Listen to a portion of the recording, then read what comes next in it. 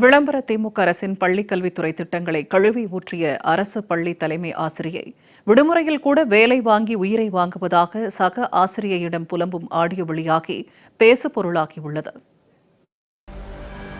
திருப்பத்தூர் மாவட்டம் வாணியம்பாடி அடுத்த நிம்மியம்பட்டு பகுதியில் அரசு மேல்நிலைப் பள்ளி செயல்பட்டு வருகிறது. இந்த பள்ளியில் தலைமை ஆசிரியையாக அமுதா என்பவர் பணியாற்றி வருகிறார்.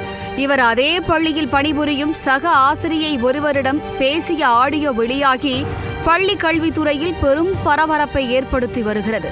அந்த ஆடியோவில் கல்லூரி கனவு திட்டம், அந்த திட்டம், இந்த திட்டம் என கூறி கோடை விடுமுறையிலும் அதிகாரிகள் உயிரை எடுப்பதாக புலம்பியிருக்கிறார். அரசு பள்ளியில் பள்ளி மேலாண்மை குழு என கூறிக்கொண்டு பட்டியல் சமூகத்தினர் வந்து கேள்வி கேட்பது அருவருப்பாக உள்ளதாகவும் பேசியிருக்கிறார். கல்லூரி கனவுக்கு அந்த பசங்க எல்லாம் டீச்சர்களை பிரிச்சு போட்டோம்ல.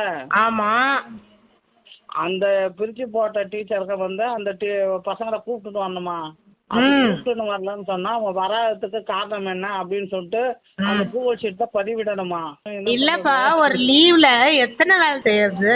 இவனுங்க கல்லூரி கனவு கனவு பூச்சி கனவு கோவமா வருது. ஐயோ, டீச்சருங்க அவுட் ஆஃப் ஸ்டேஷன் போட்டுறாங்க. அப்ப எச்சம் மட்டும் எப்படி மாரடிக்குது நான் கேக்குறேன்.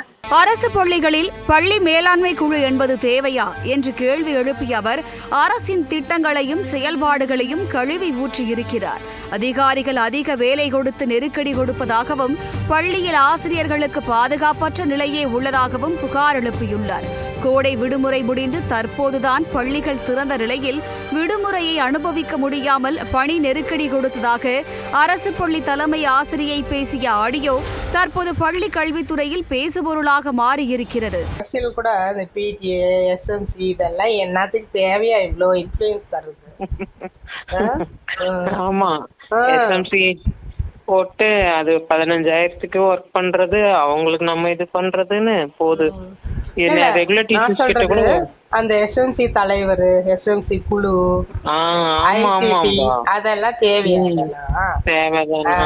எப்ப பாரு அவனுங்க வேற வந்துடுறது. ஐயோ போதும்ன்ற அளவுக்கு ஆகி போச்சு. அங்க எப்ப பாரு டங்கு டங்குன்னு வந்துடுறது. சக ஆசிரியையிடம் பேசிய ஆடியோ வெளியானதால் தலைமை ஆசிரியை அமுதா மீது சில நாட்களில் துறை ரீதியான நடவடிக்கை பாயும் என்று எதிர்பார்க்கப்படுகிறது. இதே பள்ளியில் கடந்த ஏப்ரல் மாதம் மாணவிகளுக்கு வழங்கக்கூடிய நாப்கினை வழங்காமல் ஆங்காங்கே சிதறி கிடந்த சம்பவம் குறித்த செய்தி வெளியாகி பரபரப்பான நிலையில் தற்போது தலைமை ஆசிரியர் ஆடியோ வெளியாகி பெரும் புகைச்சலை ஏற்படுத்தியுள்ளது.